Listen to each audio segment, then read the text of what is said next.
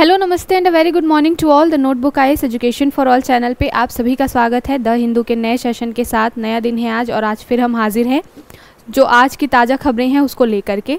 बहुत सारी न्यूज़ आई हुई है आज, कुछ वनडे एग्ज़ाम से रिलेटेड भी इंपॉर्टेंट न्यूज़ है, साथ के साथ में एक दो एडिटोरियल भी है जो कि काफ़ी अच्छे हैं। अलग एक डायमेंशन देखने को मिलेगा, अलग अलग सेक्टर्स में अलग अलग एग्ज़ाम और अलग अलग सब्जेक्ट्स को ध्यान में रखते हुए आज को जो एडिटोरियल है वो आए हुए हैं। तो हम उसको इन डिटेल अच्छे से चर्चा करेंगे कि हमारे एग्ज़ाम में वहाँ से किस प्रकार से प्रश्न बनते हैं और वो जो टॉपिक है या फिर वो जो न्यूज़ है वो हमारे लिए कैसे यूज़फुल हो सकती है। तो चलिए बिना वक्त गवाए हुए सबसे पहले देख लेते हैं कि क्या आज की इंपॉर्टेंट हाईलाइट्स है, सो दैट हमको एक ओवरव्यू मिल जाएगा कि हमें किस तरीके से आज क्लास को लेकर आगे बढ़ना है। उसके बाद हम उसकी इन डिटेल चर्चा करेंगे अपने एग्ज़ाम को ध्यान में रखते हुए।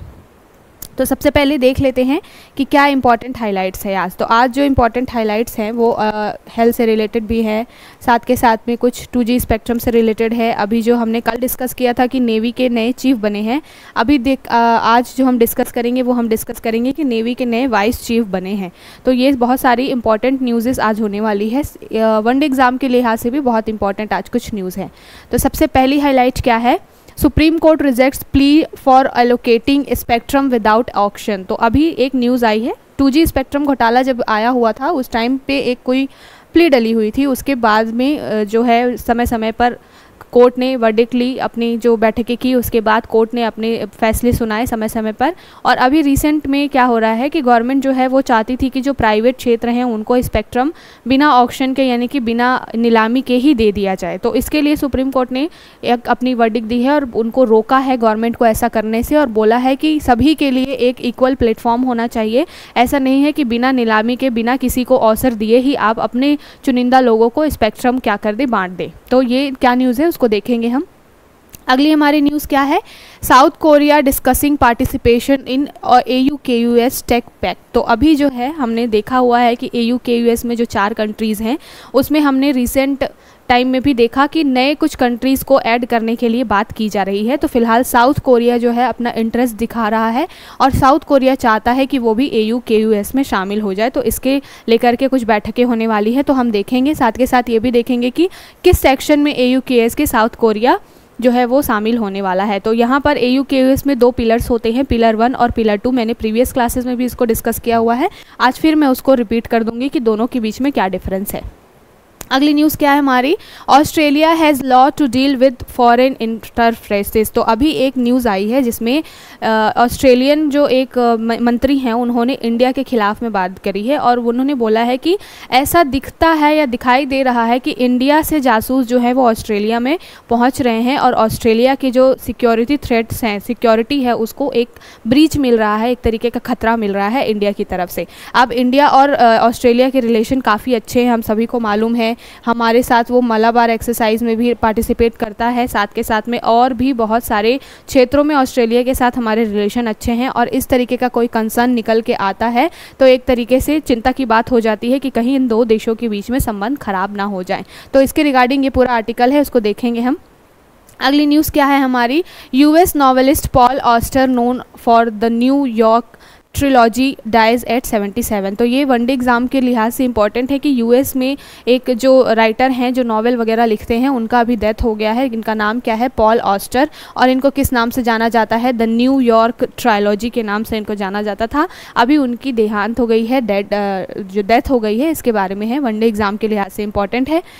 अगली हमारी न्यूज़ क्या है, China's 3rd aircraft carrier Fujian conducts first sea trial. तो अभी चाइना ने अपना तीसरा जो है वो शिप उतारा है या एयरक्राफ्ट कैरियर उतारा है जिसका नाम क्या है, फ्यूजियान। तो इस तरीके के प्रश्न आपसे बन सकते हैं। चाइना कोई भी डेवलपमेंट करता है तो उससे रिलेटेड क्वेश्चन बनते हैं, और ये जो है अभी तक का तीसरा है, मतलब बहुत बड़े नंबर पे एयरक्राफ्ट कैरियर अभी चाइना ने बनाए नहीं है, तीसरा ही ऐसा वो कैरियर है जो अभी उतार रहा है वो। तो हो सकता है कि 1-2 जो पहले 2 हैं और इसके बारे में आपसे प्रश्न बन जाए, इसलिए हम इसको यहाँ पर डिस्कस करेंगे। अगली हमारी न्यूज़ क्या है, इंडिया वन ऑफ की geographies affected by phishing attack. तो अभी ये फिशिंग अटैक किसके बारे में बात की जा रही है, मछली पालन से संबंधित नहीं है।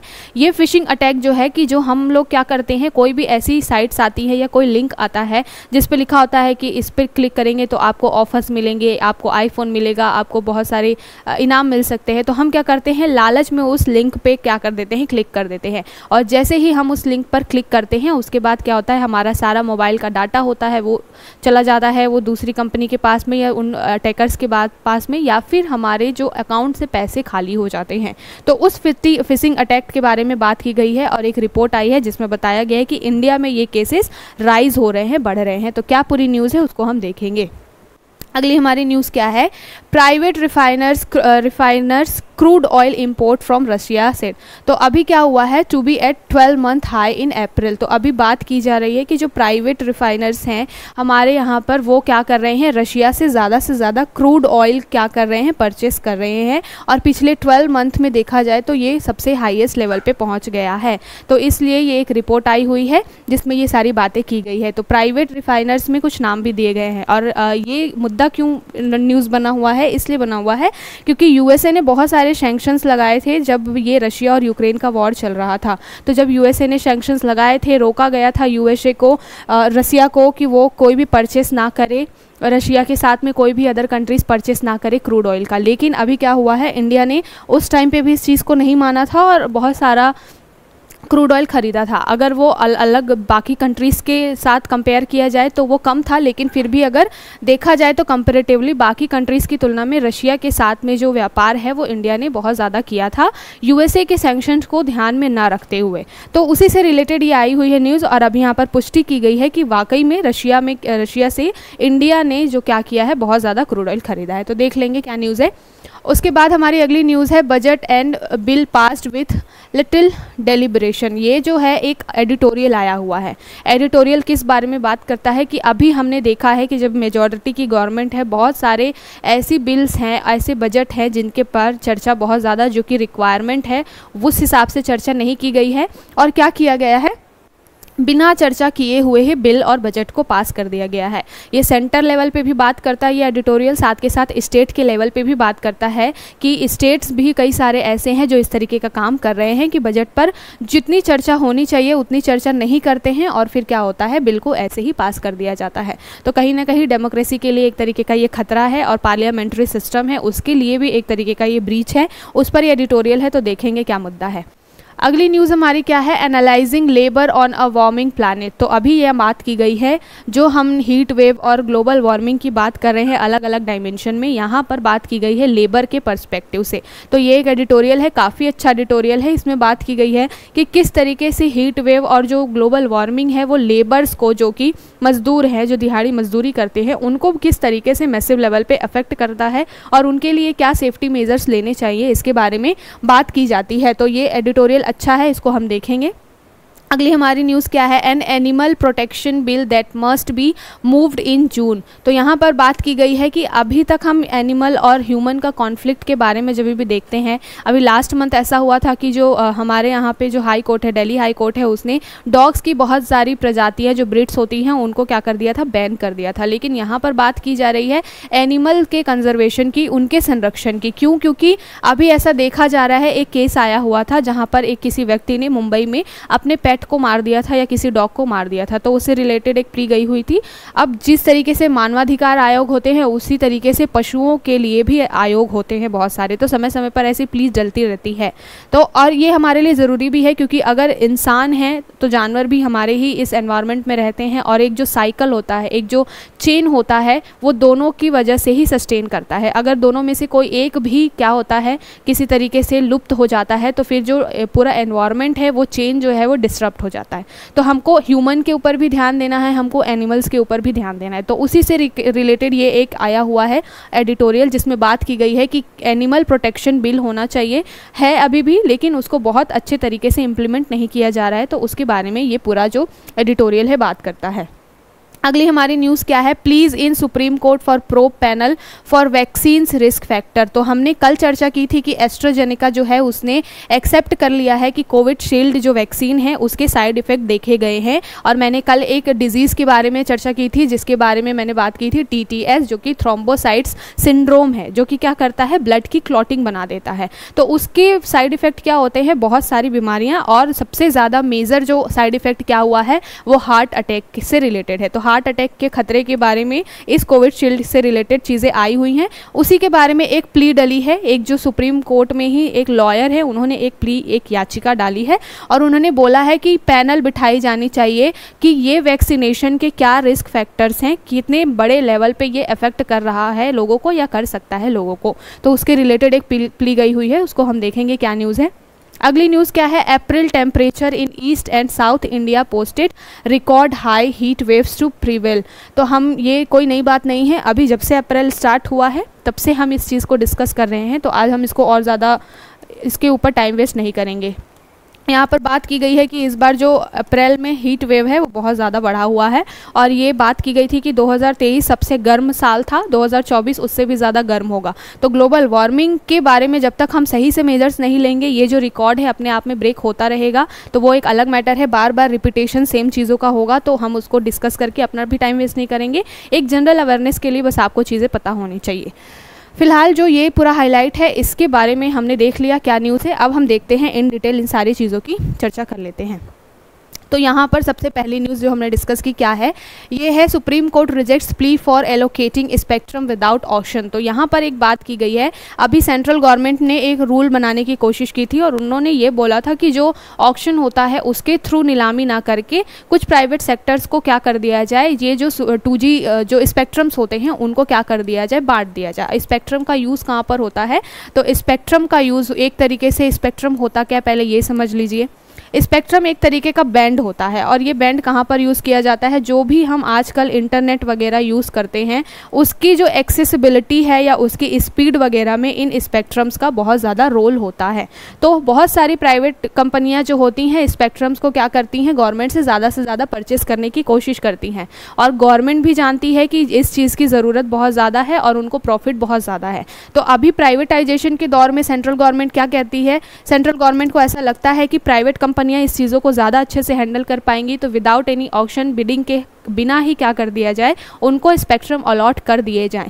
लेकिन जब ये मामला सुप्रीम कोर्ट में पहुंचा तो सुप्रीम कोर्ट ने बोला कि ये समानता के अधिकार और अवसर की समानता के अधिकार का एक तरीके से ब्रीच करता है। किसी भी एक व्यक्ति को या फिर मनपसंद किसी भी व्यक्ति को क्या कर देना, इस तरीके से प्रिविलेज दे देना सही नहीं है। अवसर की समानता आपको कहाँ पर मिलेगा, ये आर्टिकल 14 में जो समानता वाला पूरा आर्टिकल आता है वहाँ पर आप देख सकते हैं इसको, कि यहाँ पर बात कर क्या किया जाता है कि हर व्यक्ति को, चाहे वो कोई भी सेक्टर से आता हो, कैसा भी व्यक्ति हो, सभी को अवसर मिलना चाहिए उनको, चाहे वो व्यापार का अवसर हो, चाहे वो जीवन जीने के लिए जो भी मूलभूत चीज़ें हैं उनके अवसर की बात हो। तो यहाँ पर व्यापार करने की जब बात आती है तो एक इक्वल प्लेटफॉर्म होना चाहिए, और उसको ध्यान में रखते हुए सुप्रीम कोर्ट ने बोला है कि ऐसा नहीं चलेगा कि बिना ऑक्शन के आप क्या कर दें, इस तरीके से किसी को भी स्पेक्ट्रम अलॉट कर दे। आपको सभी को इक्वल प्लेटफॉर्म देना ज़रूरी है, और उसके बाद ही क्या करना है, इन सारे स्पेक्ट्रम्स की आपको बिक्री करनी है या सेल करना है। तो इससे रिलेटेड ये मामला आया हुआ है। इसमें बात की गई है, जो रजिस्ट्रार है उन्होंने बोला है कि जो अकॉर्डिंग टू 15 रूल है उसके अकॉर्डिंग क्या होता है, सुप्रीम कोर्ट का रूल है उसके अकॉर्डिंग क्या है, हम इस एप्लीकेशन को डिक्लाइन कर रहे हैं, हम इसको खारिज कर रहे हैं, क्योंकि ये एप्लीकेशन जो है वो उस अवसर की समानता को ब्रीच करता है। इसलिए क्या हो रहा है, सुप्रीम कोर्ट ने रिजेक्ट कर दिया है, और अभी ऑक्शन होगा, जो बीडिंग होगी उसके बाद ही नीलामी के थ्रू ही स्पेक्ट्रम क्या किए जाएंगे, अलॉट किए जाएंगे। तो आई होप आपको समझ में आ गया होगा क्या पूरा मुद्दा है।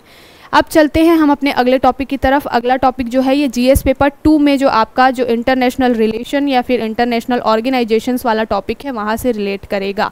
बात क्या की जा रही है, बात की जा रही है AUKUS के बारे में और उसमें नए कंट्री को जोड़ने के बारे में। हमने प्रीवियस क्लास में चर्चा की थी कि USA चाहता है कि अब AUKUS को भी क्या किया जाए, एक्सपांड किया जाए। और ये बना किस लिए है, ये बना है चाइना को क्या करने के लिए, टैकल करने के लिए। तो चाइना के टैकल करने के लिए और जो पूरा साउथ चाइना चाइना सी है, साथ के साथ इंडियन ओशन वाला जो भी एरिया है वहाँ पर चाइना को टैकल करने के लिए यूएसए ऐसा चाहता है कि एयू केयूएस को भी एक्सपांड कर दिया जाए और भी कंट्रीज़ को इसमें शामिल कर लिया जाए। फिलहाल एयू केयूएस में कौन कौन सी कंट्रीज़ हैं, तो एयू से ऑस्ट्रेलिया है, उसके बाद आपके ए से ऑस्ट्रेलिया है, यूके है और यूएस है। ये 3 कंट्रीज़ हैं जिन्होंने मिल करके एयू केयूएस बनाया था। अभी फ़िलहाल उसमें नए मेंबर्स को जोड़ने की बात की जा रही है और उसमें ज़्यादा इंटरेस्ट कौन दिखा रहा है, ज़्यादा इंटरेस्ट दिखा रहा है साउथ कोरिया। साउथ कोरिया ऐसा चाहता है कि वो एयू केयूएस में शामिल हो जाए। और जब मैंने एयू केयूएस के बारे में पढ़ाया है तो मैंने बताया है कि एयू केयूएस में 2 पिलर्स होते हैं। कौन कौन से? दोनों के नाम है पिलर 1 और पिलर 2। तो ये जो साउथ कोरिया है वो शामिल होगा पिलर 2 में।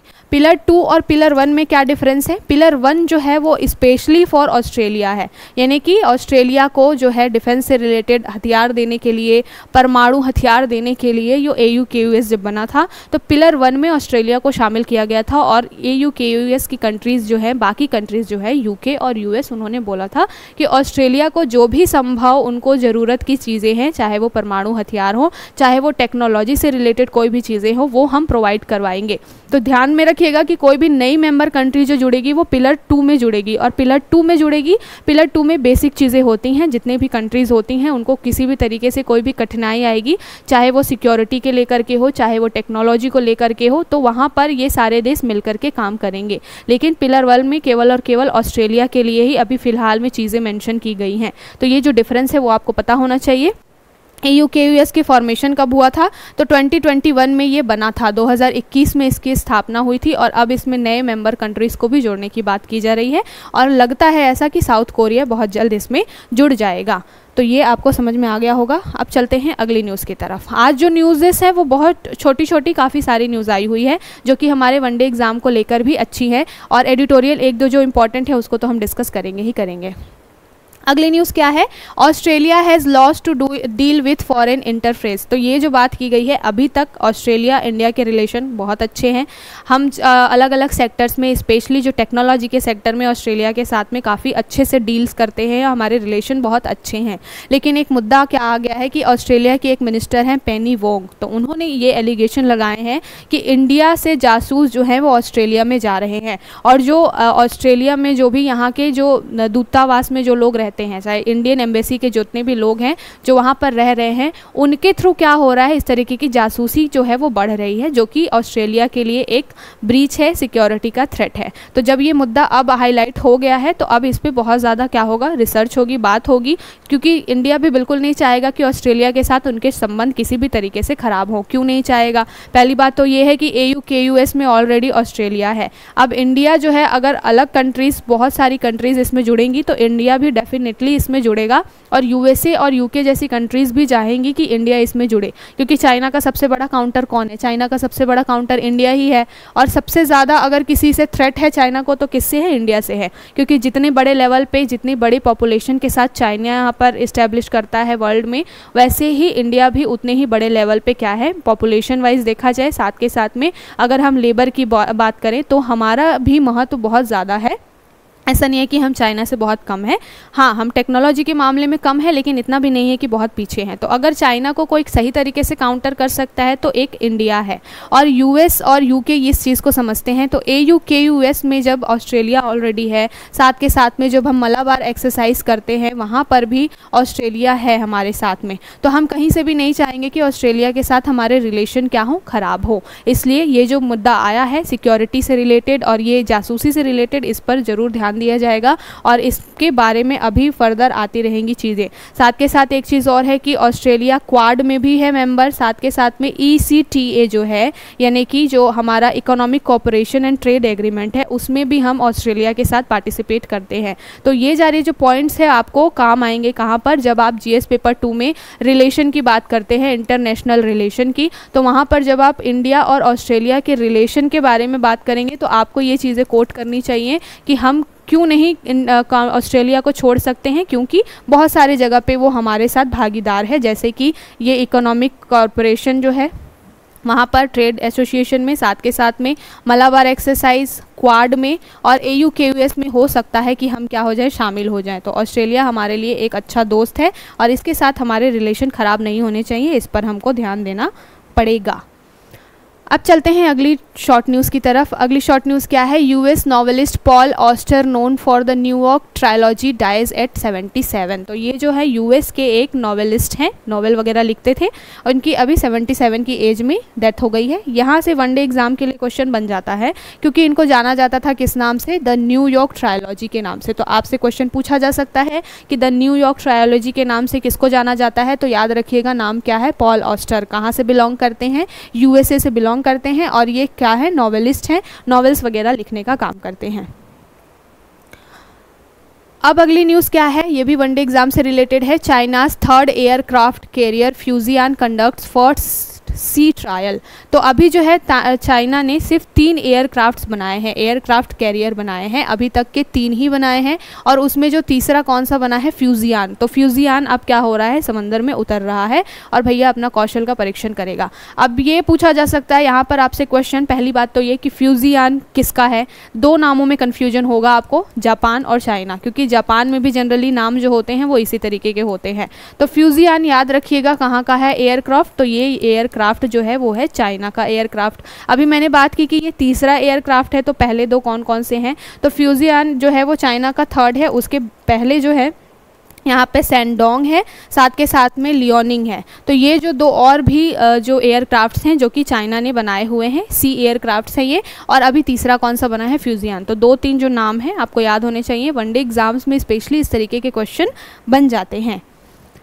अब चलते हैं अगली न्यूज़ की तरफ। अगली न्यूज़ जैसे कि मैंने हाईलाइट में बताया कि ये किसके बारे में बात कर रहा है, फ़िशिंग अटैक्स के बारे में बात कर रहा है। फ़िशिंग अटैक्स का मतलब ये नहीं है कि मछलियों का अटैक, ये जो फ़िशिंग अटैक है वो आपके साइबर सिक्योरिटी से रिलेटेड है, यानी कि साइबर अटैक से रिलेटेड है। यहाँ पर क्या बात की गई है, एक रिपोर्ट आई है जिसमें बात की गई है कि इंडिया में इस तरीके के खतरे बढ़ गए हैं। पहली बात तो हम हाईलाइट देख लेते हैं, इंडिया वन ऑफ की geographies affected by phishing attacks. तो इसमें बात क्या की गई है कि इंडिया जो है फ़िशिंग अटैक से सबसे ज़्यादा थ्रेट हो रहा है उसको। और ये क्या है फ़िशिंग अटैक की, हमने मैंने जैसे हाईलाइट में ही बताया कि हम लोग क्या करते हैं, जनरली कोई भी हमारे पास ऐसी लिंक आती है, कोई भी ऐसी लिंक आती है जिस पर लिखा होता है कि इस पर आप क्लिक करोगे तो क्या मिलेगा, आपको बम्पर ऑफर मिलेगा, आपको कोई इनाम मिलेगा, आपको आईफोन मिलेगा, कार मिलेगी। तो हम क्या करते हैं, उस लालच में उस इररिलेवेंट लिंक पे कोई भी बिना उसकी जांच किए कि वो सही है या नहीं, कहाँ से आ रहा है, हम उस पर क्लिक कर देते हैं। जैसे भी हम क्लिक करते हैं उस चीज़ को, उस लिंक को, तो क्या होता है, हमारे मोबाइल से हमारा जो सारा डाटा होता है वो उस सेकंड पार्टी के पास चला जाता है, उस अटैकर पार्टी के पास चला जाता है। और उसके बाद क्या होता है, कई बारी हमारे अकाउंट वगैरह भी खाली हो जाते हैं, क्योंकि जनरली लोग मोबाइल में अपने बहुत सारे अकाउंट से रिलेटेड भी डिटेल्स रखते हैं, और कई बार तो डायरेक्ट ऐसे लिंक ही बनते हैं जिस पर आप क्लिक करेंगे और आपका अकाउंट बिल्कुल साफ़ हो जाता है। तो ये जो फ़िशिंग अटैक है उसी से रिलेटेड है, और यहाँ पर बात की गई है, और स्पेशली इंडिया के लिए ये आया हुआ है रिपोर्ट, और उसमें बात की गई है कि इंडिया में क्या हो रहा है, इसका खतरा सबसे ज़्यादा हो रहा है। और क्यों हो रहा है, क्यों, हम सबको पता है सबसे ज़्यादा आबादी इंडिया में रहती है, और सबसे ज़्यादा जो फ़ोन यूज़ करने वाली आबादी भी इंडिया में ही रहती है, और उसमें भी ऐसे बहुत सारे लोग हैं जो अंडर एज है, और 18 के अंदर भी बहुत सारे बच्चे हैं जो इस तरीके के फ़ोन यूज़ करते हैं, इस तरीके का काम करते हैं। बहुत सारी गेमिंग साइट्स होती हैं जिन पे वो खेलते होते हैं, और गेमिंग साइट्स पे इस तरीके के जो सिक्योरिटी थ्रेट से रिलेटेड लिंक वगैरह बहुत ज़्यादा आते हैं। साथ के साथ में हमने देखा है कि बहुत सारे लोग पॉर्न वगैरह देखने के बहुत ज़्यादा एडिक्टेड होते हैं, तो वो भी क्या करते हैं, लिंक वगैरह पे इधर उधर क्लिक कर देते हैं, और जैसे ही इस तरीके की चीज़ें होती हैं उसके बाद में क्या होता है, आपके अकाउंट साफ़ हो जाता है। तो ध्यान में रखिएगा, ये जो टर्म है, टर्म से कभी कभी क्वेश्चन बन जाता है। फ़िशिंग अटैक के बारे में बात की जा रही है, और ये किससे रिलेटेड है, साइबर सिक्योरिटी से रिलेटेड है।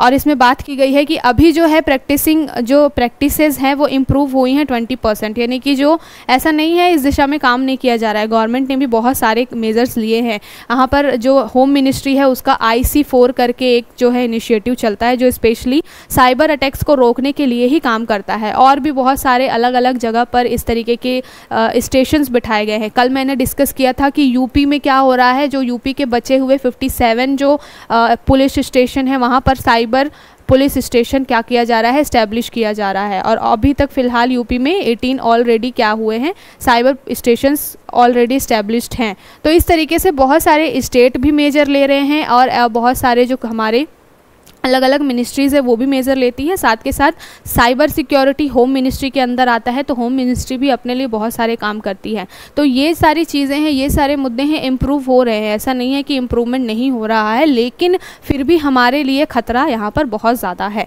तो ये जो पूरी न्यूज़ है इसमें बात की गई है कि एनालाइज कैसे किया गया है, लगभग 30,000 जो लोगों के डाटा को क्या किया गया, एनालाइज किया गया है, 30,000 इंसिडेंट्स को एनालाइज किया गया है और उस बेस पे ये पूरा डाटा तैयार किया गया है, जिसमें बताया गया है कि on an average it took organisation served about 55 days to patch 50% of their critical vulnerabilities और नॉन मेलिशियस ह्यूमन एलिमेंट्स। तो इसमें बात की गई है कि ये जो सारे मुद्दे हैं वो सारे जो पहली बात तो कि डाटा किसके बेस पर स्टार्ट किया गया है, लिया गया है 30,000 लोगों से क्या किया गया है, डाटा कलेक्ट करके लिया गया है। साथ के साथ इसमें ये भी बताया गया है कि जो 50% केसेस ऐसे आ रहे हैं जहां पर लोग गैर दुर्भावनापूर्ण तरीके से काम कर रहे हैं, मतलब उनको पता ही नहीं है कि वो काम क्या कर रहे हैं। हमने कुछ दिन पहले ही एक न्यूज़ देखी थी जहां पर बात की गई थी कि इंडिया से बहुत सारे लोग कहां पर ले जाए जा रहे हैं, थाईलैंड में, वियतनाम जैसी कंट्रीज़ में ले जाए जा रहे हैं और वहाँ पर उनको ये फोर्स किया जा रहा है कि वो इंडिया के लोगों को क्या करें, लूटे। हमने देखा था ये न्यूज़ को, हमने पढ़ा भी था, बहुत सारे न्यूज़ एजेंसीज़ ने इसको कवर भी किया था कि फोर्सफुली लोगों से काम कराया जा रहा है, साइबर अटैक से रिलेटेड। लोग करना नहीं चाहते, उनको बोला जाता है, ये बोल के ले जाया जाता है कि उनको जा कर के वहाँ पे सॉफ्टवेयर इंजीनियर बनाया जाएगा या फिर इस तरीके के कोई काम दिए जाएंगे और उनको ले जा कर के विदेशों में और क्या काम करवाया जाता है, साइबर हैकिंग से रिलेटेड काम करवाया जाता है। और रिपोर्ट भी आई थी कि सबसे ज़्यादा लोग जो हैं इंडियन हैं जो बाहर में हैं और इस तरीके से फोर्सफुली इंडिया के लोगों को ही लूट रहे हैं। तो ये जो पूरा सिक्योरिटी का थ्रेट है इंडिया के लिहाज में बहुत ज़्यादा है, इंडिया के रिस्पेक्ट में पूरी बात करता है। तो ध्यान में रखिएगा ये जो टर्म है फिशिंग अटैक के बारे में, और मैंने बता दिया फिशिंग अटैक होता क्या है।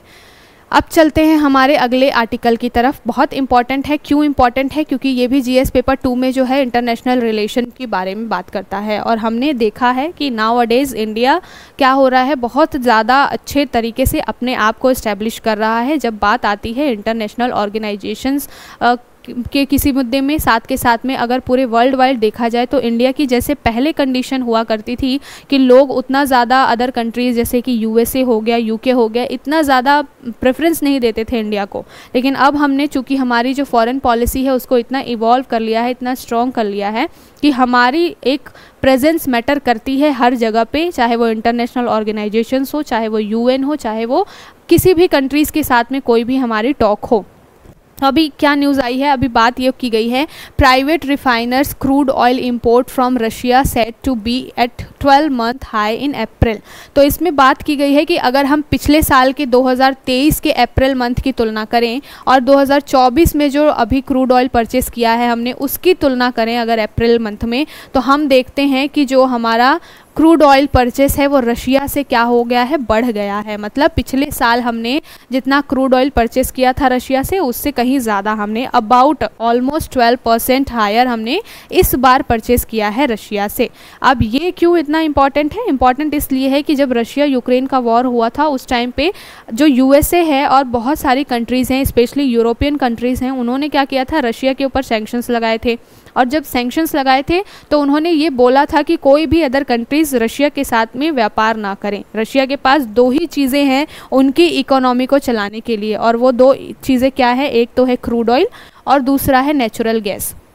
मैंने जब भी रशिया के बारे में बताया है तो मैंने बताया है कि रशिया का जो ये पूरा ज्योग्राफिकल एरिया है, अगर वहाँ पर देखा जाए तो ये 50% एरिया क्या होता है, साल भर बर्फ़ यहाँ पर जमी रहती है। तो 50% एरिया में अगर बर्फ़ जमी रहेगी साल भर वो भी, तो क्या होगा, यहाँ पर कोई भी वो इकोनॉमिकल एक्टिविटीज़ तो कर नहीं सकता। अब बाकी बचे जो थोड़े बहुत पार्ट्स हैं वहाँ पर क्या है, यहाँ से आपको रशिया का ब्लैक सी से एक्सेस मिल जाता है, साथ के साथ में क्रीमिया वाला एरिया है। तो इस तरीके से समुद्री एरियाज़ में काम करके या लिंक बिठा करके रशिया जिस तरीके से ये सोचता है कि जिस तरीके से उसका दाना पानी चल जाए। अब 2 ही चीज़ें वहाँ पर इम्पॉर्टेंट हैं जो कि उनकी इकोनॉमी में मेजर रोल प्ले करती हैं। कौन कौन सी, एक तो है क्रूड ऑयल और दूसरा है कौन सा, नेचुरल गैस। और जब यूक्रेन और रसिया का वॉर हुआ था उस टाइम में क्या हुआ था, बहुत सारी कंट्रीज़ ने क्या कर लिया था, यहाँ से सैंक्शंस लगा दिए थे रशिया के ऊपर। और हमने देखा था जर्मनी और जो रशिया के बीच में एक गैस पाइपलाइन जाती थी उसको भी रशिया ने बंद कर दिया था। और फिर उसकी वजह से क्या हुआ, यूरोपियन कंट्रीज़ ने धीरे धीरे से क्या किया, रशिया को थोड़ा बहुत मनाने की कोशिश की, क्योंकि मालूम है नेचुरल गैस पे ये यूरोपियन कंट्रीज़ डिपेंड करती हैं। क्यों? क्योंकि वहाँ पर इतनी ठंड होती है, अगर उनको नेचुरल गैस और इनको ये पेट्रोलियम वगैरह नहीं मिल पाए तो वो आग नहीं जला पाएंगे, गर्माहट पैदा नहीं कर पाएंगे। उनकी बहुत सारी डे टू डे लाइफ की चीज़ें जो है वो इन नेचुरल गैसेस पर डिपेंड करती हैं और वो रुक जाएंगी। तो रशिया का इंपॉर्टेंस अपने आप में अपनी जगह है, इसलिए रशिया भी पीछे नहीं हट रहा है। आप देख रहे हैं यूक्रेन और रशिया के वॉर से। और जो यूक्रेन है वो तो भैया पता नहीं क्या ही खा के बैठा हुआ है 1 साल से, उसको ये नहीं समझ आ रहा कि उसके साथ कितना उसके कंट्री के साथ में गलत हो रहा है। खैर, हम टॉपिक पे आते हैं। टॉपिक पूरा क्या है कि जब अलग अलग कंट्रीज़ ने सैंक्शंस लगाए थे तो इंडिया के ऊपर भी बात की गई थी कि इंडिया को भी परचेस नहीं करना चाहिए। लेकिन चूँकि हमारे फॉरेन मिनिस्टर अभी कौन है, एस जयशंकर जी हैं, और पीएम कौन है, मोदी जी हैं, तो हम किसी की सुनते तो हैं नहीं। तो अभी क्या हुआ था कि जब से ये यूक्रेन रशिया का वॉर हो रहा था तभी से हमने रशिया से क्रूड ऑयल लेना जारी रखा था। और क्यों? क्योंकि जो रशिया है वो क्या कर रहा था, हमें इंडियन रुपी में क्या कर रहा था, दे रहा था ये क्रूड ऑयल, साथ के साथ में लोवेस्ट कॉस्ट पे दे रहा था। मतलब हम जो गल्फ़ कंट्रीज से जिस रेट पर क्रूड ऑयल लेते हैं उससे कम खर्चे पर, उससे कम कीमत पे हमें क्या मिल रहा था, रशिया से क्रूड ऑयल मिल रहा था। तो हमने परचेस किया। और अभी हमने पिछले मंथ हमने ये सब न्यूज़ डिस्कस की थी, तो वहाँ पर यूएसए ने भी एडमिट किया था इस चीज़ को कि इंडिया जो है वो, हम बिल्कुल ऐसा नहीं चाहते कि हम इंडिया को दबाव में रखें या फिर इंडिया दबाव में काम करे। यह उसकी पर्सनल चॉइस है कि वो किससे क्रूड ऑयल ले सकता है, नहीं ले सकता है। खैर, यूएसए के बोलने का हमने वेट तो किया नहीं था, हम शुरू से ही रशिया से ऑयल परचेस कर रहे थे। और वही अभी डाटा आया है कि हम अगर पिछले 12 महीनों की तुलना करें तो हमने सबसे ज़्यादा ऑयल परचेस किया है। और स्पेशली जो प्राइवेट सेक्टर्स हैं उन्होंने सबसे ज़्यादा यहाँ पर परचेस किया है, जैसे कि रिलायंस है, तो रिलायंस इंडस्ट्री है, उन्होंने बहुत ज़्यादा परचेस किया है रशिया से। साथ के साथ में जो इंडियन ऑयल कॉरपोरेशंस हैं और बीपीसीएल है, भारत पेट्रोलियम कॉरपोरेशंस, जो इंडियन जो गवर्नमेंट से रिलेटेड है जो भी कंपनियाँ, उन्होंने भी बहुत ज़्यादा परचेस किया है।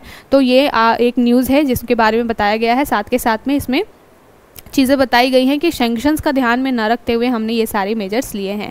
कुछ यहाँ पर नंबर्स में बात की गई है कि कितने बैरल हमने लिए हैं, तो नंबर्स तो इतने इंपॉर्टेंट नहीं होते, लेकिन जब हमें आंसर राइटिंग करनी होती है उस टाइम पे परसेंटेज थोड़े बहुत हमारे लिए काम के हो जाते हैं कि कितने % का इजाफा हुआ है। क्योंकि जब हम अपने आंसर राइटिंग में इस तरीके की चीज़ें कोट करते हैं तो डेफिनेटली हमारा जो आंसर है बहुत इफेक्टिव लगता है। चेक करने वाले को ये लगता है कि हाँ, बच्चे को इतना एक्यूरेट चीज़ें पता है। तो सबसे पहली बात तो ये कि अराउंड 12.4% का क्या हुआ है, इजाफा हुआ है। साथ के साथ में जो अभी तक देखा जाए तो इंपोर्ट की वजह से, लास्ट मंथ इंपोर्ट की वजह से 26% हायर इसमें क्या दिखी गई है, राइज देखा गया है, ये जो हमने इंपोर्ट किया है रशिया से उसके मामले में। तो यहाँ से हमारे लिए इम्पोर्टेंट क्या है, पहली बात तो ये कि हम किसी के भी दबाव में नहीं काम करते हैं, हमारी फॉरेन पॉलिसी फ्री है बिल्कुल भी, और हम संप्रभुता अपनी मेंटेन करके रखते हैं। साथ के साथ में जब परसेंटेज की बात आती है तो कितने % का हमने इजाफा किया है, इस तरीके की चीज़ें आप आंसर राइटिंग में कोट कर सकते हैं। तो आई होप आपको ओवरव्यू मिल गया होगा।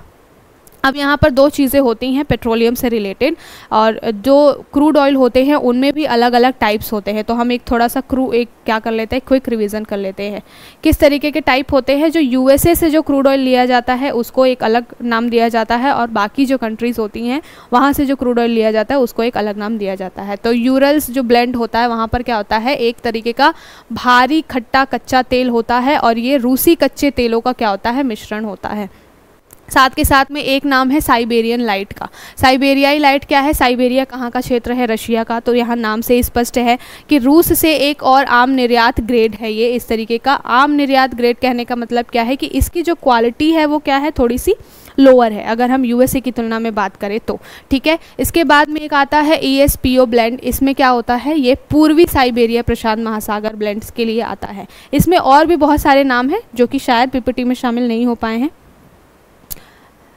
बहुत सारे अलग अलग तरीके से नाम है जिसको हम डिस्कस कर लेंगे कभी। फ़िलहाल अब संडे को मुझे पूरा क्लासेस भी लेनी है PYQ बेस्ड, तो वहाँ पर भी आपसे इस तरीके के क्वेश्चन बनेंगे। तो वहाँ पर मैं इसके और भी अच्छे जो भी नाम हैं और जो डिफरेंस है क्रूड ऑयल के बीच में उसको मैं डिस्कस करूँगी, क्योंकि ये टॉपिक इंपॉर्टेंट है। यहाँ से कई बार प्रश्न पूछा गया है।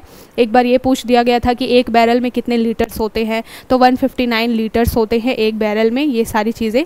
तो इसको हम संडे को डिस्कस करेंगे जब हम अपना PYQ सेशन लेंगे उस समय। अब चलते हैं हम अपने अगले टॉपिक की तरफ। अगला जो एडिटोरियल है वो किसके बारे में बात कर रहा है? ये बात कर रहा है कि अभी जो इंडियन डेमोक्रेसी है वो किस तरीके से काम कर रही है। सभी को मालूम है कि मेजॉरिटी की गवर्नमेंट है। अब मेजॉरिटी की जब गवर्नमेंट होती है तो कई सारे मुद्दे होते हैं। गवर्नमेंट को मालूम है कि यहाँ पर मेरे लोग हैं और मैं जिस चीज़ के ऊपर, मैं जिस बिल पर बात करूँगा, मेरी मर्जी है करूँ या ना करूँ, लोग तो इतने मेजॉरिटी में है कि ये बिल पास हो ही जाएगा। तो ये जो पूरा टॉपिक है ये आपके GS पेपर 2 में जब पॉलिटी वाला सेक्शन आता है वहाँ पर डेमोक्रेसी से रिलेटेड, लोकतांत्रिक मुद्दों से रिलेटेड, या फिर जो यहाँ पर चीज़ें मेंशन है संसदीय व्यवस्था, तो संसदीय व्यवस्था से जब टॉपिक आता है या कोई क्वेश्चन बनता है तो अभी के दिनों में ये बहुत बड़ा एक कंसर्न है। पिछले कुछ सालों से ये देखा जा रहा है कि जो गवर्नमेंट है वो जितने भी बिल्स होते हैं, बहुत सारे इंपॉर्टेंट बिल आते हैं जिनके ऊपर चर्चा परिचर्चा की ज़रूरत है, साथ के साथ में अपोजिशन पार्टी से भी क्या लेनी चाहिए, सहमति लेने की ज़रूरत है। तो इन तरीके के जो बिल्स है उस पर अभी फ़िलहाल की जो गवर्नमेंट है वो बहुत ज़्यादा बात नहीं करती है, और जो बिल आता है वो विदिन 1 और 2 डेज़ क्या होता है, पास हो जाता है, चाहे वो लोकसभा से हो चाहे वो राज्यसभा से हो। उसी के रिगार्डिंग एक हमारा आज का एडिटोरियल है। इसमें क्या बात की गई है? Budgets and bills passed with little डिलिबरेशन। तो बजट्स और बिल्स कहने का क्या मतलब है? यहाँ पर सिर्फ बात केंद्र सरकार की नहीं हो रही है, यहाँ पर जो स्टेट गवर्नमेंट्स हैं उनके रिगार्डिंग भी ये एडिटोरियल बात करता है। 3 चार्ट के माध्यम से इसमें बताया गया है कि क्या क्या हमारे यहाँ पर कंडीशन चल रही है। तो बात की गई है कि 2023 जो था, 2023 वहाँ पर लगभग 18.5 लाख करोड़ का बजट क्या किया गया था, प्रेजेंट किया गया था, और उसमें से 40% बजट ऐसे थे जिस पर विदाउट एनी डिस्कशन उसको क्या कर दिया गया था, पास कर दिया गया था। तो समझ लीजिए कि 18.5 लाख करोड़ का बजट आया और उसमें बिना किसी भी चर्चा परिचर्चा के 40% उसका हिस्सा पास कर दिया गया। इस तरीके से और भी बहुत सारे, जो ये तो हुआ सेंट्रल लेवल पे, जो स्टेट लेवल है वहाँ पर भी इस तरीके के बहुत सारे अलग अलग टाइम पे चीज़ें देखी गई। लगभग 20 स्टेट ऐसे हैं जहाँ पर 84 ऑर्डिनरी जो बिल्स थे वो क्या हुए 2023 में बिना किसी डिस्कशन के पास कर दिए गए। यहाँ पर आगे नाम भी मेंशन है कि कौन कौन से स्टेट ऐसे हैं जिन्होंने बिना चर्चा किए हुए इस चीज़ को पास कर दिया। तो इसमें बात की गई है कि जो लेजिस्लेटिव रिसर्च एक बेस्ड PRS का जो लेजिस्लेटिव रिसर्च हुआ, PRS ने जब इसकी रिसर्च की तो उसमें बताया गया कि 2023 में ये इस तरीके की चीज़ें बहुत ज़्यादा हुई और ये स्टेट लेजिस्लेशन में भी ज़्यादा हुई। ऐसा नहीं है कि केवल सेंट्रल गवर्नमेंट ने ही इस तरीके की चीज़ें की, स्टेट गवर्नमेंट्स भी बहुत सारे उन्होंने क्या किया, इस तरीके के काम किए। वहाँ पर बात की गई कि जब एक फाइनेंस मिनिस्टर होता है वो कोई भी बजट को अनाउंस करता है तो वो जो बजट होता है पहले वो बजट तो रखी जाती है, वहाँ पर क्या क्या उसके मेजर्स हैं, उसके बाद एक कमेटी होती है जो उन पर पूरा क्या करती है, चर्चा करती है, उसको पूरा एनालाइज करती है। साथ के साथ में किस मिनिस्ट्री को कितना बजट अलोकेट हुआ है और कितनी उनकी रिक्वायरमेंट है, उन सभी की जांच करना उस कमेटी का काम होता है। जब ये सारी चीज़ें हो जाती हैं, बिल्कुल श्योर हो जाते हैं कि हाँ जो बजट है बिल्कुल एक्यूरेट है, जिस मिनिस्ट्री को जिन कामों के लिए चीज़ें दी गई है वो बिल्कुल सही है, उसके बाद वो बजट पास होता है और उसके बाद उसको लोकसभा में राज्यसभा में पास किया जाता है। लेकिन अभी देखा क्या जा रहा है कि जैसे ही बजट आता है उसमें 1-2 दिन के बाद ना तो कमेटी में बहुत अच्छे से उस पर डिटेल में चर्चा होती है, ना एनालिटिकल उसके अप्रोच के साथ में उसकी चर्चा होती है, और वो बिल्कुल पास कर दिया जाता है मनमाने ढंग से। तो इसके बारे में बात की गई है। यहाँ पर बताया गया है कि जो चार्ट 2 है वो क्या बताता है, shows the number of sittings the report tabled by the PAC। तो यहाँ पर पहली बात तो ये बता दी गई कि क्या कंसर्न है। कंसर्न ये है कि बात ही नहीं हो रही है। दूसरी बात ये हो रही है सिटिंग्स की, कि कितनी बैठकें होनी चाहिए। जनरली ऐसा होता है कि 5 to 6 डेज़ का जो क्या होना चाहिए, बजट पे चर्चा होनी चाहिए। लेकिन बहुत सारे ऐसे स्टेट्स अभी ऐसे हैं जो विदिन 1 और 2 डेज़, या फिर क्या होता है बहुत ही रेयर 1-2 स्टेट ऐसे हैं जैसे कि केरला वगैरह, बहुत ही रेयर ऐसे स्टेट्स हैं जो क्या कर रहे हैं 5 दिन की या 6 दिन की सिटिंग ले रहे हैं बजट के ऊपर। अदरवाइज़ पूरा जो मुद्दा हो रहा है वो क्या हो रहा है, 1-2 दिन में ही सारा खेल खत्म हो जा रहा है। तो इससे रिलेटेड इसमें बात की गई है। ये जो पूरा टॉपिक है संसदीय व्यवस्था की जब बात आती है तो यही बात आती है कि पारदर्शिता कब आएगी, जब लोगों को मालूम हो कि क्या न्यूज़ आई है, जब लोगों को मालूम हो कि क्या बजट में चीज़ें मेंशन हैं। साथ के साथ में अपोजिशन का काम क्या होता है, किसी भी चीज़ को अपोज करना, मतलब कि अगर उस बिल में उस बजट में कोई भी खामियां हैं तो उसको बताना केंद्र सरकार को या सेंट्रल लेवल की पार्टी को कि ये कमियां हैं। लेकिन चूंकि उस पर चर्चा ही नहीं हो रही है, उस पर कोई डिबेट ही नहीं हो रही है, इस वजह से ये सारे मुद्दे क्या हो रहे हैं, रुक जा रहे हैं और बहुत ही इफ़ेक्टिव तरीके से काम इस पर नहीं हो पा रहा है। तो समझ में आ गया होगा आपको क्या मुद्दा है। उसके बाद यहाँ पर स्टेट्स की बात की गई है कि कौन कौन से ऐसे स्टेट्स हैं जहाँ पर इस तरीके की चीज़ें फ्रिक्वेंटली बहुत ज़्यादा देखी जा रही हैं। तो जब हमने बात की कि जब 2023 का ये जो गणना है तो 2023 में ही गणना नहीं की गई है, पिछले 1-2 सालों से जब उसको पूरा एनालाइज किया जाता है तब जाके कोई रिपोर्ट निकल के आती है। तो बात की गई है कि अगर 2022 में देखा जाए तो गुजरात, बहुत सारी कंट्रीज़, बहुत सारे स्टेट्स ऐसे हैं जो 2022 में क्या हुआ है कि 56% क्या हो गया है, बजट के ऊपर चर्चा नहीं हुई। और उसके बाद 2021 में ये क्या था, 44% था। यानी कि ईयर बाय ईयर क्या हो रहा है, इस तरीके की चीज़ें बढ़ रही है। मतलब 2021 में अगर 44% बजट के ऊपर चर्चा नहीं हुई थी तो 2022 में ये रेशियो बढ़ करके कितना हो गया, 56% का। यानी कि डे बाय डे डेमोक्रेसी के लिए ब्रीच हो रहा है, डे बाय डे इस तरीके की चीज़ें जो है वो आ रही हैं सामने। स्टेट्स के नाम दिए गए हैं, कौन कौन से स्टेट्स हैं जहाँ पर इस तरीके की घटनाएँ ज़्यादा हो रही हैं। तो गुजरात, झारखंड, मिज़ोरम, पुदुचेरी और पंजाब, ये इस तरीके से जो स्टेट्स हैं वो क्या करते हैं, बिल्कुल विद इन 1 और 2 डेज़ क्या कर लेते हैं, वो इस तरीके की बिल को पास कर देते हैं। नेक्स्ट डे जैसे ही बिल आता है वो नेक्स्ट डे में पास हो जाता है, ठीक है। साथ के साथ में जो हमारे टोटल 28 स्टेट्स हैं उसमें से लगभग 13 स्टेट्स ऐसे हैं जहाँ पर कंडीशन इसी तरीके की चल रही है। 1-2 स्टेट्स को छोड़ दिया जाए जैसे कि केरला, साथ के साथ में मेघालय। अगर केरला और मेघालय को छोड़ दिया जाए तो बाकी सारी जो स्टेट्स हैं उनका यही ओवरऑल हाल है। केरला और मेघालय ऐसे हैं जो कि बजट जब आता है तो उसके ऊपर एटलीस्ट वो 4 to 5 डेज़ क्या करते हैं, चर्चा करते हैं। तो ध्यान में रखिएगा, ये सारे जो फैक्ट्स एंड फिगर्स हैं आपको आंसर राइटिंग में कोट करने के लिए काम आएंगे, ठीक है। ये अलग अलग डायमेंशंस में सारी हमने बातचीत की।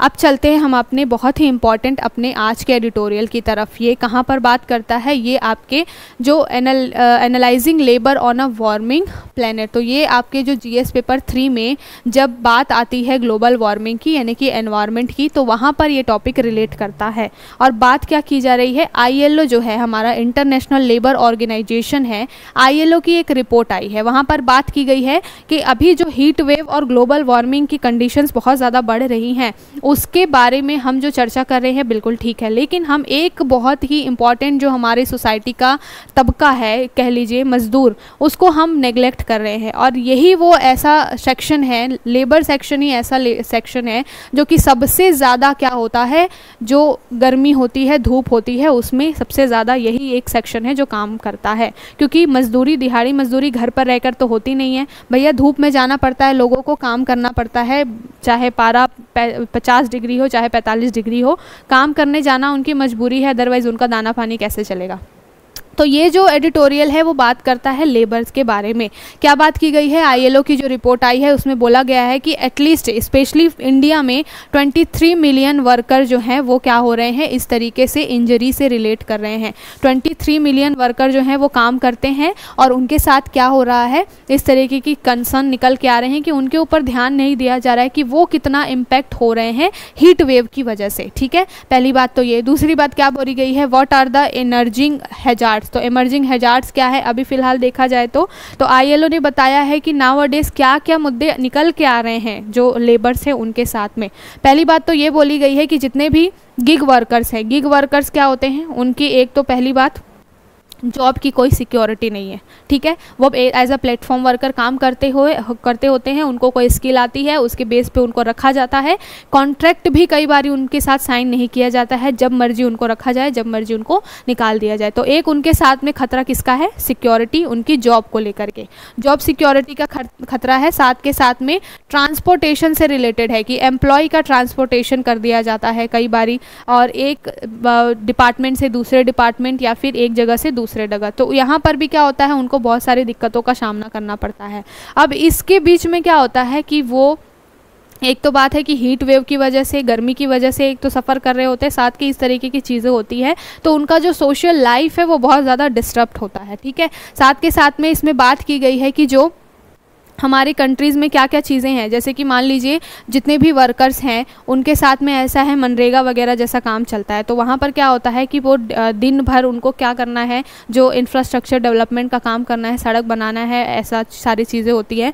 तो वहाँ पर काम तो उनसे करवाया जा रहा है, लेकिन गर्मियों के दिनों में उनके लिए पानी की व्यवस्था या कूलिंग की व्यवस्था, ये बहुत बड़ा चैलेंज होता है। अब ये सारे काम जो होते हैं, मजदूरी वाले जो काम होते हैं, वो ओपन एरिया में होता है। ओपन एरिया में जनरली कहने का मतलब है कि खुले मैदान हो सकते हैं, सड़क के आसपास इधर उधर नालियाँ बन रही होती है, वहाँ पर इनके लिए कूलिंग मेजर्स लेना या फिर उनको ठंडक मिले, उनको अच्छे तरीके से गर्मी का उतना ज़्यादा इम्पैक्ट ना हो, ये जो करना अपने आप में बहुत चैलेंज का काम होता है। तो इसी के लिए बात की गई है कि क्या होना चाहिए, जितने भी यहाँ पर हमारे यहाँ कानून हैं, जैसे कि अभी फैक्ट्री लॉ वगैरह है, बहुत सारे हमारे इंडिया में कानून हैं, उसको क्या करना चाहिए, इस दिशा में भी सोचना चाहिए। और साथ के साथ में इसमें एक ये भी चीज़ शामिल करनी चाहिए कि गर्मी की वजह से, ग्लोबल वार्मिंग की वजह से मज़दूरों को किस तरीके से इफ़ेक्ट हो रहा है। तो ये जो मैंने स्टार्टिंग में ही बात की थी कि जो एडिटोरियल है उसके थ्रू आपको एक अलग डायमेंशन मिलेगा सोचने का।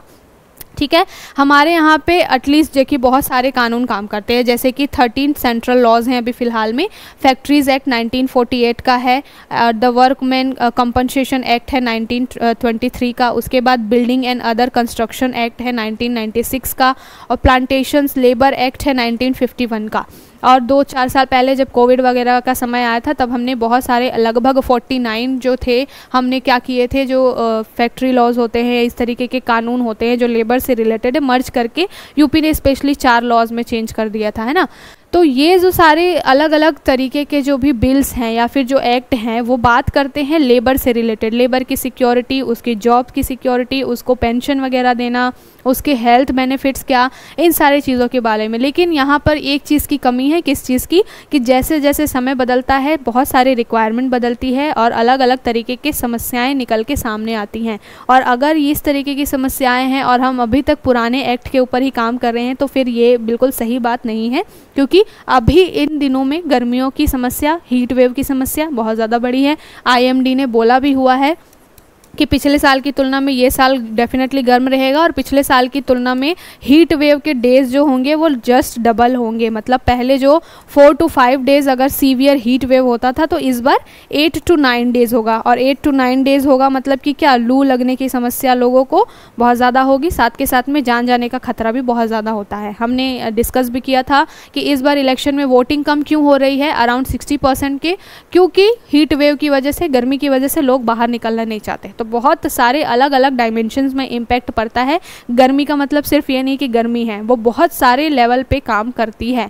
और यहाँ पर जो लेबर है वो हमारे इकोनॉमी के लिए बहुत एक इम्पॉर्टेंट पिलर है। तो अगर वो किसी भी तरीके से इफेक्ट होता है, अब मान लो अगर आप सोच लो कि लोग वोट देने नहीं गए, मान लो अगर गर्मी की वजह से लेबर जो है वो काम करने ही ना जाए, मतलब ऐसा हो सकता है कि 30 to 40% लोग घर पे बैठे रह जाएं, कुछ दिन काम करें कुछ दिन ना करें, तो उससे इंडियन इकोनॉमी को कितना खतरा होगा, इस डायमेंशन में भी तो सोचना पड़ेगा। तो इसी बारे में बात की गई है इस एडिटोरियल में कि किस तरीके से अभी जो एक्ट बने हुए हैं लेबर से रिलेटेड उसमें रिफॉर्म की ज़रूरत है और अलग अलग डायमेंशन में सोच करके नए पॉलिसीज़ बनाने की ज़रूरत है। अब इसमें बहुत सारे डाटा दिए गए हैं, साथ के साथ में एक बहुत ही इंपॉर्टेंट टर्म यहाँ पर जोड़ा गया है, वो क्या है, WBGT, इसको कहते हैं वेट बल्ब ग्लोबल टेम्परेचर। तो इससे आपके क्वेश्चन बन सकता है। तो वेट बल्ब ग्लोबल टेम्परेचर ये क्या होता है, जब इस तरीके की हीट वेव से रिलेटेड कंडीशन आती है तो एक टेम्परेचर को मेज़र करने का ये टूल होता है। टेम्परेचर को मेज़र करने का टूल कहने का क्या मतलब है कि एक वेट टॉवेल लिया जाता है, मखमल का एक गीला जो है वो टॉवेल लिया जाता है, उसके अंदर में एक तो लगता है क्या, मरकरी जो पारा होता है वो, साथ के साथ में वहाँ पर एक बल्ब जलाई जाती है, नाम से ही इसका पता चल रहा है, और इसको ढक दिया जाता है किससे, एक टॉवेल से, वेट टॉवेल यानी कि गीले टॉवेल से। और उसके बाद जैसे जैसे वो टॉवेल, इस बल्ब की वजह से क्या होता है, यहाँ पर हीट जनरेट होती है, और हीट जनरेट होगी तो पारा जो है वो ऊपर बढ़ेगा, उसके बाद वहाँ पर टेम्परेचर को मेज़र किया जाता है। और ये टूल यूज़ क्यों किया जाता है, ये टूल स्पेशली जो लेबर को क्या इफेक्ट पड़ेगा गर्मियों की वजह से, उसके लिए इस टूल का यूज़ किया जाता है। तो याद रखिएगा, इस तरीके का क्वेश्चन भी आपसे बन सकता है कि वेट बल्ब ग्लोबल जो टेम्परेचर है वो किस से रिलेटेड है। तो ये एक तरीके का टर्म है जिसमें क्या होता है, टेम्परेचर को क्या किया जाता है, कैलकुलेट किया जाता है। कैसे, जैसे ही अंडर द टॉवेल, जो वेट टॉवेल है उसके अंदर जो बल्ब होता है, जैसे जैसे टेम्परेचर राइज होता है तो उसमें से वाष्प निकलने लगती है और उसकी वजह से क्या होता है, पारा चढ़ने लगता है और फिर उसके आधार पर बताया जाता है कि इस साल जो है इतनी गर्मी रहने वाली है और उसका इतना इम्पैक्ट जो मजदूरों के ऊपर, लेबर्स के ऊपर पड़ने वाला है। तो अभी जो नई रिसेंट इस साल की रिपोर्ट आई है उसमें ये बताया गया है, एक तरीके से खतरा बताया गया है और बताया गया है कि इस साल क्या होने वाला है, टेम्परेचर लगभग 29.4 डिग्री सेंटीग्रेड बढ़ने वाला है इस वेट बल्ब ग्लोबल का। मतलब कि ये जो हमने बात की WBGT की, इसका टेम्परेचर 29.4 डिग्री सेंटीग्रेड बढ़ने वाला है। कहने का मतलब ये है कि पहले जो ये 26-27% या 24% हुआ करता था, अब उसकी इंटेंसिटी क्या हो रही है, बढ़ रही है, यानी कि गर्मी बढ़ रही है और इसका सीधा सीधा इफेक्ट कहाँ पर पड़ेगा, लेबर्स के ऊपर पड़ेगा और उसकी वजह से बहुत ज़्यादा खतरा होगा। इसमें 2-3 चीज़ें होती हैं। अगर जो टेम्परेचर है वो 30 के ऊपर चला जाता है, मतलब बहुत सीवियर कंडीशन हो जाती है। अगर इस WBGT का टेम्परेचर 30 के ऊपर जा रहा है, मतलब बहुत सीवियर कंडीशन होने वाली है ग्लोबल वार्मिंग से रिलेटेड या फिर गर्मियों से रिलेटेड। तो ये जो पूरा आर्टिकल है, एडिटोरियल है, वो इसी बारे में बात करता है कि हमें लेबर्स को भी ध्यान में रख करके काम करना है। अब हम चलते हैं हमारे अगले टॉपिक की तरफ। बहुत ज़्यादा इंपॉर्टेंट नहीं है, लेकिन अगर मैन और एनिमल कॉन्फ्लिक्ट की बात आती है, ह्यूमन और एनिमल कॉन्फ्लिक्ट की बात आती है, तो हम इंसानों के बारे में तो सोचते हैं क्योंकि वो बोल सकते हैं, अपने बारे में बता सकते हैं कि भाई मुझे कुत्ते ने काट लिया, मेरी ये समस्या हो गई। बट जानवरों के साथ जो होता है, जानवरों पर जो बीतती है, जानवर एक्सप्रेस तो कर नहीं सकते। तो जनरली क्या होता है कि जो एनिमल सेक्शन है वो नेग्लेक्ट हो जाता है और जब जो जीवित सेक्शन हमारा जो है बोल पाता है, जैसे कि हम हो गए, इंसान हो गए, उनके बारे में ज़्यादा बात की जाती है क्योंकि हमारे पास ये राइट है, भगवान ने हमें इस तरीके से बनाया है कि भाई हम अपने अधिकारों के लिए लड़ सकते हैं, लेकिन जानवर तो लड़ नहीं सकते। तो ये जो एडिटोरियल है वो कहाँ पर बात कर रहा है कि हमने बहुत बात कर ली ह्यूमन प्रोटेक्शन की, हमने बहुत बात कर ली कि जब हाथियों के साथ में, जैसे हमने बताया था कि जो केरला में कॉरिडोर बनाने की बात चल रही है, हाथी जो है वो पहुंच जा रहे हैं वो रिहायशी एरियाज़ में और फिर वहाँ पर बहुत सारे जो क्या कर रहे हैं वो नुकसान पहुंचा रहे हैं लोगों को। लेकिन क्या हमने ये कभी सोचा है कि वो हाथी वहाँ पहुँच क्यों रहे हैं? वो पहुँच इसलिए रहे हैं क्योंकि जो अभी इंफ्रास्ट्रक्चर डेवलपमेंट के ज़माने में या मॉडर्नाइजेशन के ज़माने में हमने क्या कर दिया है, उनके जो रिहायशी एरिया है, जो जिस जगह पे वो जानवर रहते थे, हमने उनको कैप्चर करना शुरू कर दिया है। हमने उनके फूड सिस्टम को डिस्टर्ब कर दिया है, हमने उसके लिविंग जो सिस्टम है उनको डिस्टर्ब कर दिया है। इस वजह से ये ह्यूमन और एनिमल का कॉन्फ्लिक्ट बढ़ रहा है। तो जहाँ पर हम बात करते हैं यहाँ पर एनिमल जो ह्यूमन प्रोटेक्शन की, तो हमें एक बात ये भी करनी चाहिए, किसकी, एनिमल प्रोटेक्शन की। तो ये पूरा एडिटोरियल है बात करता है कि हमें एक ऐसा बिल होना चाहिए हमारे पास जो कि एनिमल प्रोटेक्शन की बात करे। पूरा मुद्दा क्यों कंसर्न में आया कि अप्रैल 12 को एक जो है बेंच बैठी हुई थी कोर्ट की और वहाँ पर एक मुद्दा चल रहा था जहाँ पर एक जो इंसान है, किसी मुंबई में कोई व्यक्ति है, उसने एक डॉग को मार दिया था, उससे रिलेटेड एक प्ली थी। तो उस पर बात करते हुए सारा मुद्दा थोड़ा सा हाईलाइट हुआ। उसके बाद बात आई कि अभी फ़िलहाल क्या है, अभी जो है इंडिया में prevention of cruelty animal act है, कौन सा, 1960 का। यहाँ पर बात की जाती है जानवरों के साथ में कोई भी क्रूएलिटी होती है या कोई भी क्या कहते हैं हिंसा होती है तो उससे रिलेटेड ये बात करता है। PCA इसको शॉर्ट फॉर्म में कहते हैं। तो जो PCA एक्ट है, प्रिवेंशन ऑफ क्रूएलिटी एक्ट 1960 का, वो अभी फ़िलहाल इंडिया में लागू है। लेकिन इसका कंसर्न मेजर क्या है, बात क्यों की जा रही है इस तरीके के बिल को बनाने की या उसको और ज़्यादा स्ट्रेंथन करने की? बात इसलिए की जा रही है कि अभी फ़िलहाल ये जो PCA है इसमें जो चीज़ें मेंशन की गई है, जो सज़ा है या फिर जो फ़ाइन वगैरह है, वो बहुत मिनिमम है। मिनिमम कहने का मतलब है कि इतना है कि इंसान को कोई फ़र्क नहीं पड़ेगा, वो पे कर देगा और वो इन सारी चीज़ों से निकल जाएगा। मतलब 2-4 जानवरों को मार दो, उसके बाद में जाओ यहाँ पर फ़ाइन पे कर दो और बस हो गए, आपको छुट्टी मिल गई। दूसरी बात यह है कि इसमें जो ऑफेंस है वो नॉन बेलेबल नहीं है। मतलब ऐसा नहीं है कि किसी जानवर को किसी व्यक्ति ने मारा तो उसको जमानत नहीं मिलेगी। ऐसा इसमें अभी तक चीज़ें हैं कि आपने अगर किसी जानवर को मारा, आपके ऊपर एलिगेशन लगे तो आपको जमानत मिल जाएगी उस चीज़ के लिए, बहुत ज़्यादा सफ़र नहीं करना पड़ेगा। तो बात की गई है कि अभी जो ये फ़िलहाल एक्ट है इसमें बहुत सारी कमियां हैं, बहुत सारे लूप होल्स हैं। जब तक इसको स्ट्रेंथन नहीं किया जाएगा, स्ट्रॉन्ग नहीं किया जाएगा, तब तक ये जो पूरा मुद्दा है और एनिमल के साथ क्रुएलिटी है वो नहीं रुकेगी। तो इसके रिगार्डिंग ये पूरी बात है, घुमा फिरा के वही सारी बातें की गई है। जो ये पीसीए एक्ट है इसमें क्या किया गया था, 1890 में ये जब बना था सबसे पहले, उसके बाद समय समय पर उसमें क्या हुए, संशोधन हुए, लेकिन अभी भी क्या है, कुछ इसमें कमियां हैं जिसको सुधार करने की ज़रूरत है। और इंडिया के रिस्पेक्ट में बात की गई है कि इंडिया क्या कर सकता है, इस तरीके की एनिमल लॉस को क्या कर सकता है, अभी फ़िलहाल है उसको और भी बना सकता है। अभी ड्राफ्ट भी तैयार किया जा रहा है इनके इन्हेंसमेंट से रिलेटेड, और यहाँ पर इस तरीके के एक्ट को और भी ज़्यादा स्ट्रेंथन करने की ज़रूरत है। इसके बारे में पूरा एडिटोरियल बात करता है। अब हम चलते हैं हमारे अगले शॉर्ट न्यूज़ की तरफ। यहाँ क्या है, plea in supreme court for probe panel for vaccines risk factor. तो हमने कल डिस्कस किया था कि जो एस्ट्राजेनेका है उन्होंने ये क्या कर दिया, एक्सेप्ट कर लिया है कि उनकी जो वैक्सीन थी उसके साइड इफ़ेक्ट देखने को मिले। लेकिन कल हमने ये भी बोला था कि इंडियन लोग इतने ज़्यादा कॉन्फिडेंट होते हैं अपनी चीज़ों को लेकर कि हमारे यहाँ के डॉक्टर्स ने बोला कि क्या मुद्दा है, कोई तो मुद्दा नहीं है। हमें तो पहले ही पता था, जब हम इस चीज़ों को लगा रहे थे, कोविशील्ड वैक्सीन जब हम लगा रहे थे तभी हमको मालूम था कि इस चीज़ के साइड इफ़ेक्ट है। साथ के साथ ये भी बोला गया था कि जो साइड इफ़ेक्ट्स हैं बहुत ज़्यादा नहीं है, बहुत ज़्यादा सीवियर नहीं है। और साथ के साथ ये भी बात की गई थी कि अगर किसी के ऊपर साइड इफ़ेक्ट हो रहा है तो वो फर्स्ट 21 to 45 डेज़ में विजिबल हो जाएंगे, और लॉन्ग टर्म में ऐसा हो सकता है कि किसी को हार्ट अटैक जैसे खतरे हों। ठीक है, वो भी कब होगा, जिस व्यक्ति की इम्यूनिटी बहुत वीक है, जो रोगों से लड़ने की क्षमता जिसकी कम है, उसके लिए ये ज़्यादा थ्रेटन है। बाकी ऐसा नहीं है कि जिन्होंने वैक्सीन ली है वो सारे के सारे मरेंगे, और सारे मरेंगे कि तो कैसे, हार्ट अटैक से, ऐसा बिल्कुल भी नहीं है। जिनकी इम्यूनिटी वीक है उनके लिए खतरा नो डाउट थोड़ा सा ज़्यादा है।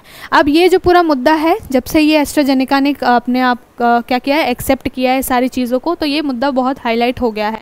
तो फिलहाल सुप्रीम कोर्ट में ही एक वकील हैं, उन्होंने क्या किया है, एक पिटीशन डाली है, और उन्होंने बोला है कि अगर इस तरीके की कोई चीज़ है, अगर कोविशील्ड की वजह से या वैक्सीन की वजह से कोई रिस्क फैक्टर काम कर रहा है तो उसकी जाँच होनी चाहिए, उसके लिए एक पैनल बननी चाहिए, और वो फिर अच्छे तरीके से बताए कि वाकई में क्या साइड इफ़ेक्ट्स हैं, कितने मेजर लेवल पे ये साइड इफ़ेक्ट्स हैं, और उनको कैसे प्रिवेंट किया जा सकता है। कि पहले अगर पता चल जाए कि हमारे साथ ये इन फ्यूचर होने वाला है, या हमने ये चीज़ें ली हैं तो उसके साइड इफ़ेक्ट हमको होने वाले हैं, तो हम पहले से उस चीज़ को क्योर करने की तरफ आगे बढ़ेंगे, है ना। तो उससे रिलेटेड ये छोटी सी न्यूज़ है।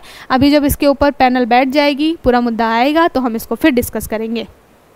अगली हमारी न्यूज़ क्या है, ये है vice admiral Krishna Swaminathan is now vice chief of navy. तो कल हमने डिस्कस किया था कि नेवी के नए चीफ बने हैं, नाम उनको आपका कमेंट सेक्शन में बताना है, क्योंकि कल मैंने इसको डिस्कस किया था।